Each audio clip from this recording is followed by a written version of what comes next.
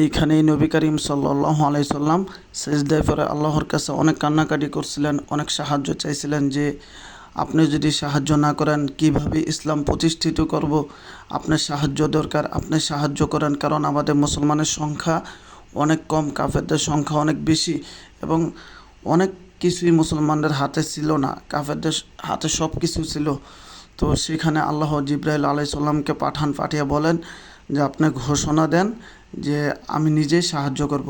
তখন নবী করিম সাল্লাল্লাহু আলাইহি সাল্লামের কাছে জিব্রাইল আলাইহিস সালাম আসেন, এসে জানিয়ে দেন যে আল্লাহ ঘোষণা দিয়েছেন এই যুদ্ধে আল্লাহ সাহায্য করব। পরবর্তীতে অনেক ফেরেশতারাই আসার পরে এই যুদ্ধে অংশগ্রহণ করার পরে তো এখানে 313 জন সাহাবী ছিলেন। এখানে ভিতরে অনেক সাহাবীরাই শহীদ হয়েছে, অনেকে আটক হয়েছে এবং কাফেররা অনেক সংখ্যা থাকা সত্ত্বেও কাফেররা মুসলমানদের হাতে পরাজিত হয়ে যায় আর মুসলমানরা জয় লাভ করে। আর তখন 5,000 ফেরেশতাও এই যুদ্ধের ভিতরে অংশগ্রহণ করেছিলেন। আল্লাহ তাআলা সাহায্য করবেন ওয়াদা করেছিলেন।